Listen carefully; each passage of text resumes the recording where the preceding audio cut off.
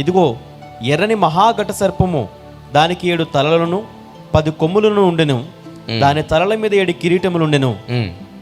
దాని తోక ఆకాశ నక్షత్రములలో 3వ భాగము నీడ్చి వాటిని భూమి మీద పడవేసెను. కననయున్న ఆ స్త్రీ కనగానే ఆమె శిశువును మింగివేయవలెనని ఆ ఘటసర్పము స్త్రీ ఎదుట నిలుచుండెను. సమస్త జనములను ఇనుప దండముతో ఏలనయ్యున్న ఒక మగ శిశువును ఆమె కనగా, ఆమె శిశువు దేవుని వద్దకును ఆమె సింహాసనం వద్దకును కొనిపోబడెను. ఆ స్త్రీ అరణ్యమునకు పారిపోయెను. అచట వారు 1260 దినములు ఆమెను పోషింపవలనని దేవుడు ఆమెకు ఒక స్థలమును సిద్ధపరిచి ఉండెను. చాలు. ఇప్పుడు చదువుకున్న లేఖనాలలో కనబడుతున్నటువంటి స్త్రీని గురించి బైబిల్ ఏం మాట్లాడుతుందో, అసలు ఆ స్త్రీ ఎవరో మనం కొన్నిటిని గమనించి చూస్తే రాబోయే రాకడలో ఏం సంభవిస్తుందో, ఎలాంటి సంభవాలు ప్రపంచమంతటా ఉంటాయో కూడా ఈ లేఖనాల్లో కనబడుతుంది. మీరు చూడండి, ప్రకటన గ్రంథం 12వ అధ్యాయం 1వ వచనంలో, అప్పుడు పరలోకమందు ఒక గొప్ప స్వరం, ఆ గొప్ప సూచన కనబడెను. అదేదనగా సూర్యుని ధరించుకున్న ఒక స్త్రీ, ఆమె పాదముల కింద చంద్రుడును. ఏమిటంట? ఏం ధరించుకున్న స్త్రీ?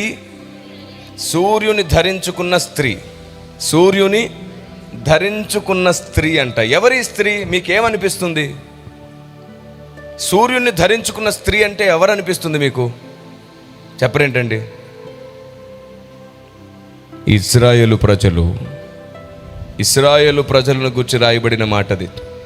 మనకు నచ్చినట్టు మనం సంఘం అంట. చూడండి ఒకసారి, ఇంకా చదువుకుందాం. అదేదనగా సూర్యుని ధరించుకున్న ఒక స్త్రీ, ఆమె పాదముల కింద చంద్రుడును, శిరస్సు మీద 12 నక్షత్రముల కిరీటమును ఉండెను. ఈ 12 నక్షత్రములు 12 గోత్రముల వారికి సూచన. ఇప్పుడు చెప్పండి, ఈ స్త్రీ ఎవరు? చెప్పరేంటండి? ఇశ్రాయేలు ప్రజలు. ఇశ్రాయేలు ప్రజలను ఈ స్త్రీతో పోల్చబడింది. ఎందుకో తెలుసా? ఒక కాలం రాబోతుంది, ఆయన రాకడ సంభవించే ఆ సమయంలో ఈ స్త్రీ అరణ్యంలోనికి ప్రయాణం చేసి దాక్కుంటుందంట. ఈమె ఎక్కడికి వెళ్ళి దాక్కుంటుందో ఆ అరణ్య ప్రాంతములోని ఒలివల కొండ మీదికే నా ప్రభువు రెండోసారి అడుగు పెట్టబోతున్నాడు. దేవునికి స్తోత్రం కలుగునుగాక. చూడండి, కొన్ని విషయాలు తెలుసుకుందాం మనం 2వ వచనం నుంచి. ఆమె గర్భిణి అయి ప్రసవ వేదన పడుచు ఆ నొప్పులకు కేకలు వేయుచుండెను. అంతటా పరలోకమందు ఇంకొక సూచన కనబడెను. ఇదిగో ఎర్రని మహాఘట సర్పము, దానికి 7 తలలను 10 కొమ్ములను ఉండెను. ఏమిటంట? 10 కొమ్ములు అంటే 10 దేశాల అధికారం అని అర్థం. కొమ్ము అంటే అధికారం కదా, అందుకని 10 కొమ్ములు అంటే 10 దేశాలు అని అర్థం. చూడండి, దాని తలల మీద 7 కిరీటములు ఉండెను.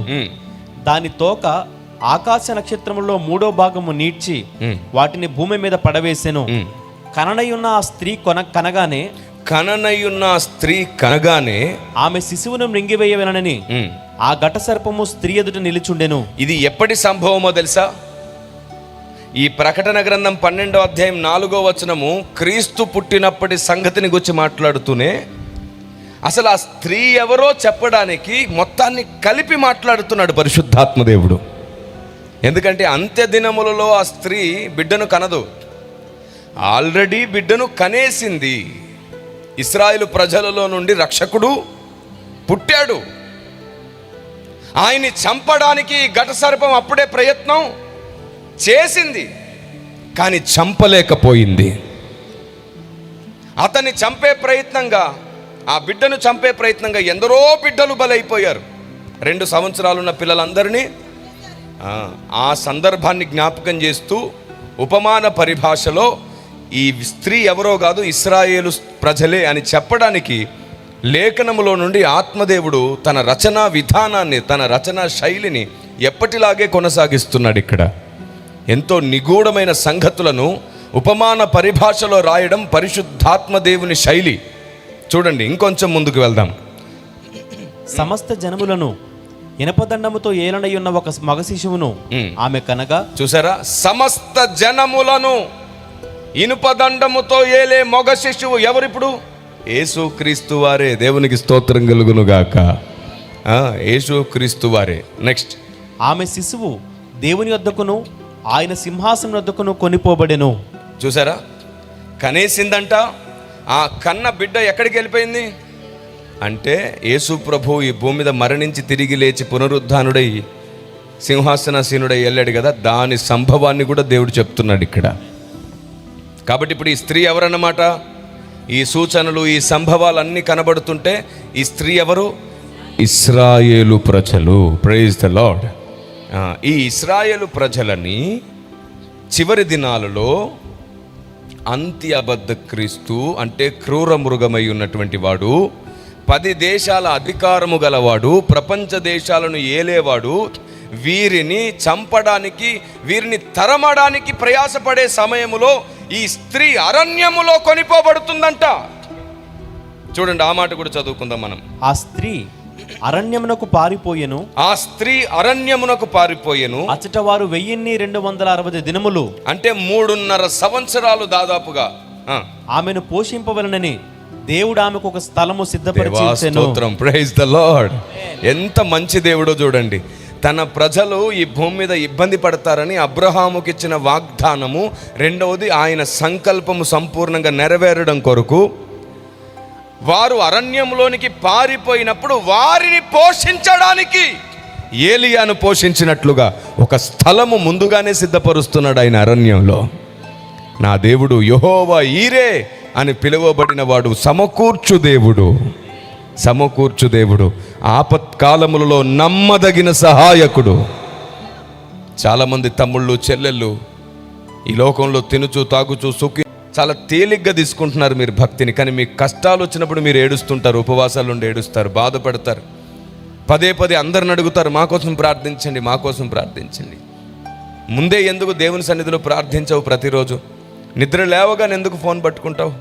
ఎందుకు మోకరించి దేవునితో మాట్లాడవు? వాక్యం ప్రకటింపబడుతుంటే పక్క వాళ్ళతో మాట్లాడుకొని ఇకలు పక్కపక్కలు ఎందుకు నీకు? వాక్యాన్ని శ్రద్ధగా వింటే నీలోని ఆసక్తిని బట్టి దేవుడు నీ వైపు ఆకర్షించబడతాడు కదా. ఆయన యందు భయభక్తులు గలవాడు దీర్ఘాయుష్యమంతుడవుతాడనుంది, ఐశ్వర్యవంతుడవుతాడనుంది. ఆయన యందు భయభక్తులు కలిగి ఉంటే జ్ఞానమునకు మూలమని రాయబడింది. దేవుని మాటలను నిర్లక్ష్యం చేస్తే ఆయన ఒప్పుకోడు.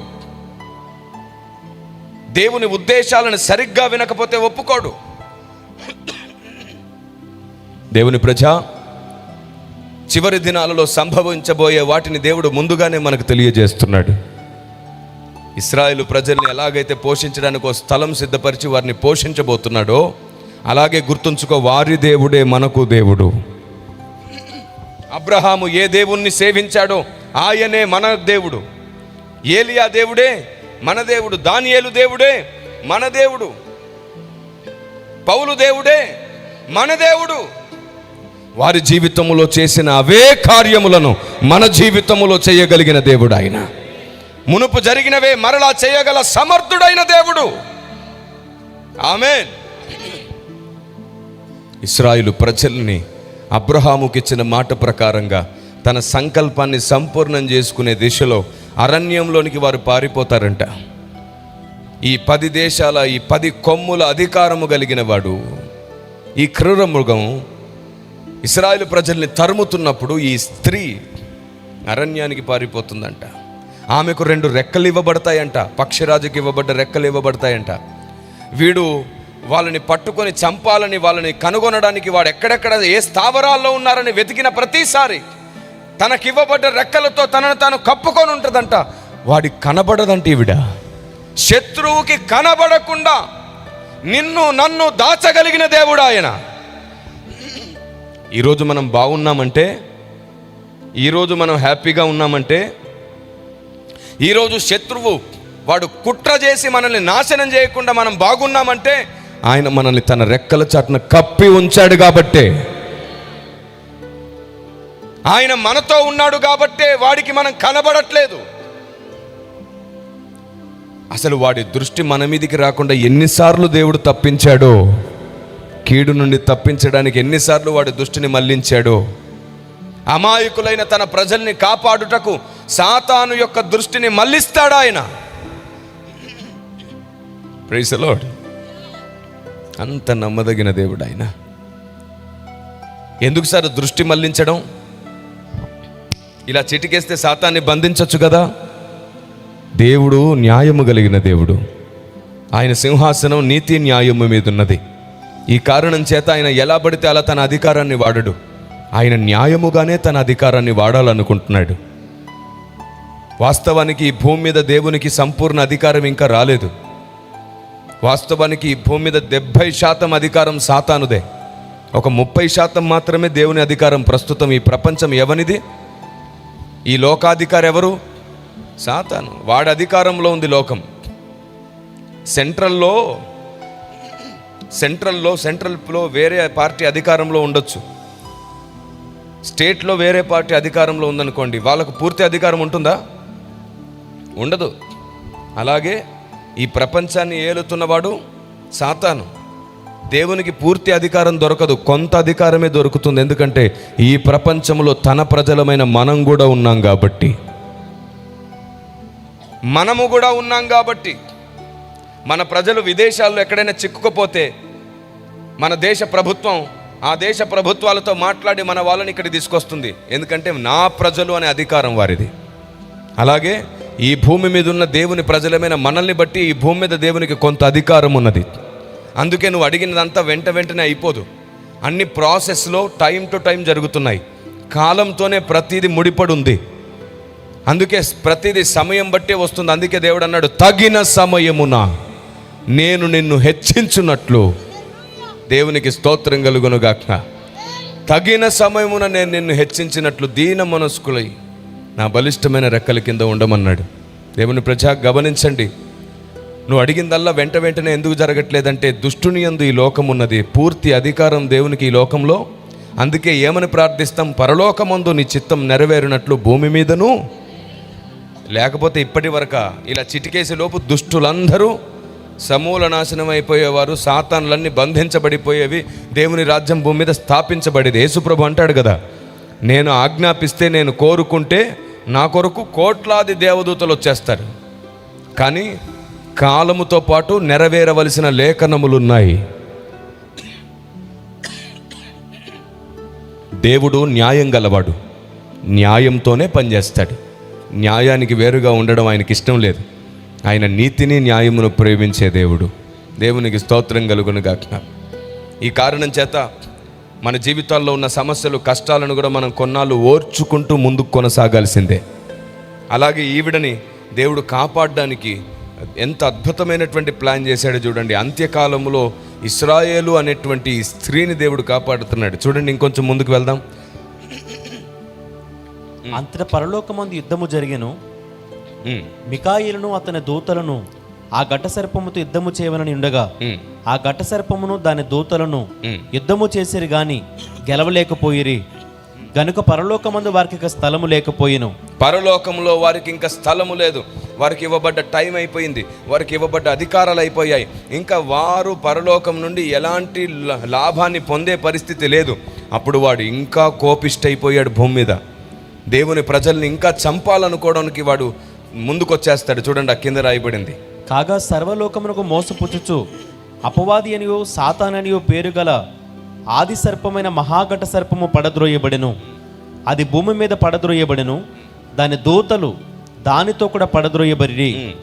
మరి ఒక గొప్ప స్వరము పరలోకమందు ఇలాగు చెప్పుట వింటిని, రాత్రింబగళ్ళు మన దేవుని ఎదుట మన సహోదరుల మీద నేరము మోపువాడైన అపవాది పడద్రోయబడి ఉన్నాడు గనక ఇప్పుడు రక్షణయు శక్తియు రాజ్యమును మన దేవుని వాయను. ఇప్పుడు అధికారమును ఆయన క్రీస్తుదాయను. చాలు, 14వ వచనం నుండి చూడండి. అందువలన ఆమె అరణ్యంలో ఉన్న తన చోటుకి ఎగిరినట్లు. కాబట్టి సాతాను నుండి ఆ సమయంలో పూర్తిగా అధికారములు తీసివేయబడతాయి. వాడప్పుడు విచ్చలవిడిగా వర్తిస్తాడు. ఈ విచ్చలవిడి ప్రయత్నంలో దేవుని ప్రజల్ని చంపాలి అనే తీర్మానంలో ఉంటాడు. కానీ దేవుడు వాడు చంపడానికి అవకాశం ఇవ్వకుండా తన ప్రజల్ని కాపాడుతాడు. ప్రస్తుతం వాడికున్న అధికారం పోయే కాలం సమీపంలోనే ఉంది. అలా వాడి అధికారం అంతా వాడు పోగొట్టుకున్న తర్వాత వాడు చేసే టార్గెట్ ఏంటంటే దేవుని ప్రజల్ని చంపాలనుకుంటాడు. దేవుని ప్రజ, అలాంటప్పుడు కూడా వాడికి దేవుడు మనల్ని అప్పగించడు. ఇశ్రాయేలు ప్రజల్ని అప్పగించడు. చూడండి ఏం రాయబడిందో అక్కడ. అందువలన ఆమె అరణ్యంలో ఉన్న తన చోటుకి ఎగిరినట్లు గొప్ప పక్షిరాజు రెక్కలు 2 ఆమెకి ఇవ్వబడెను. అచట ఆ సర్పముఖమును చూడకుండా ఆమె ఒక కాలములు అర్ధకాలము పోషింపబడును. కావున ఆ స్త్రీ ప్రవాహమునకు కొట్టుకొని పోవలనని ఆ సర్పము తన నోటి నుండి నీళ్లు నదీ ప్రవాహముగా ఆమె వెనుక వెళ్ళగక్కెను. చూడండి అద్భుతం ఎలా జరుగుతుందో. ఈవిడ అరణ్యంలోకి వెళ్ళి దాక్కుంటే ఈవిని ఎలాగైనా సరే చంపాలని ఈ ఘట సర్పం ఏం చేస్తుందంటే చూడండి, కావున ఆ స్త్రీ ప్రవాహమునకు కొట్టుకొని పోవలనని ఆ సర్పము తన నోటి నుండి నీళ్లు నదీ ప్రవాహముగా ఆమె వెనుకకు వెళ్ళగక్కెను గాని భూమి ఆ స్త్రీకి సహకారి అయి తన నోరు తెరిచి ఆ ఘట సర్పము తన నోటి నుండి గక్కిన ప్రవాహమును మింగివేసెను. చూసారా, ఒక భయంకరమైన జలాశయం. వారు ఎక్కడైతే దాక్కున్నారో అక్కడికి నీరు మొత్తం వారిని ముంచేసేలాగా వాడు ఆ కట్టను తెంచి పంపిస్తే ఆ నీళ్ళన్నీ వారి మధ్యలోనికి వెళ్ళి వాళ్ళు మునిగి చనిపోతారు లెక్క ప్రకారంగా. ఈలోపే భూమి ఏం చేసిందంట, అప్పుడు కోరాహును మింగింది, ఇప్పుడు తన ప్రజల్ని మింగుదామని వస్తున్న జలమును మింగేసింది.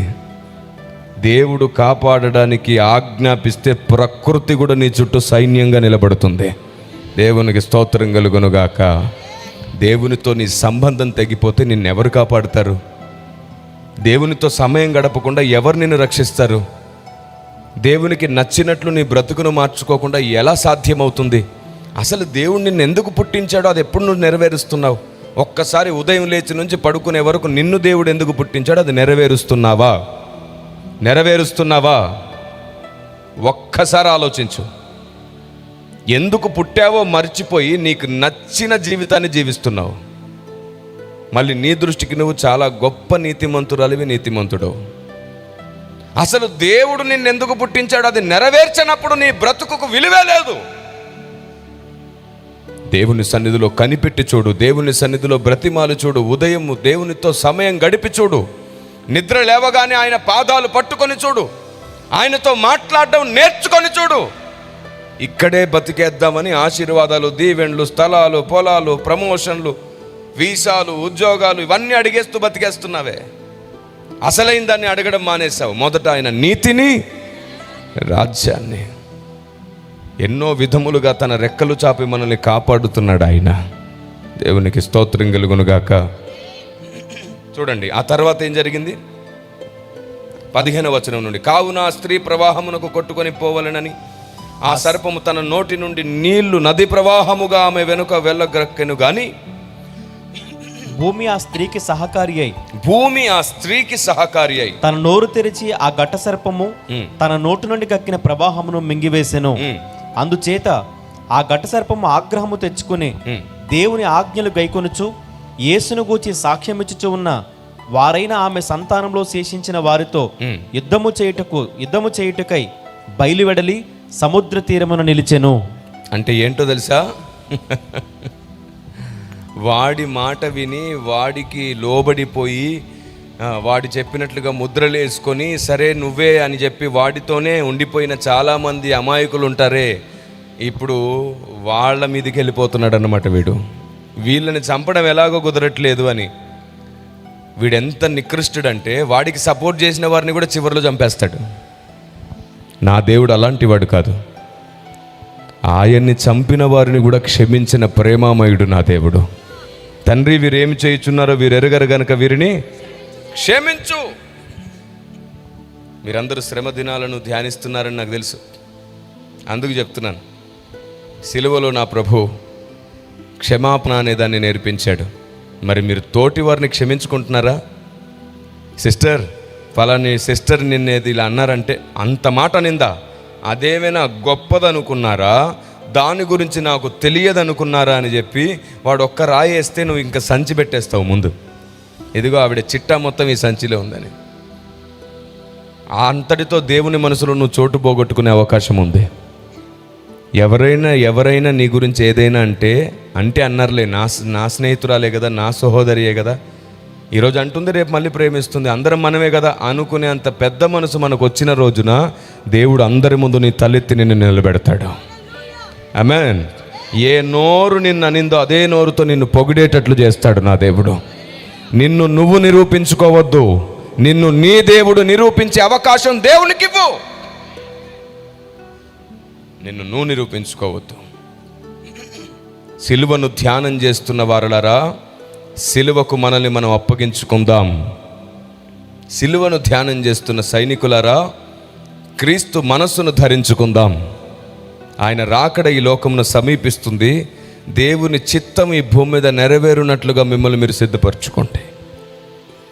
ఈ చివరి గడియలో ఆత్మదేవుడు తన ఆలోచన మీ హృదయంలో స్థిరపరిచి ఉంచునుగాక. మరి 1:25 దేవుడు మనతో మాట్లాడిన ఈ సంగతులకు స్తోత్రం చేద్దామా? అందరం లేచి నిలబడదామా? దాదాపుగా 1:20 గడిచి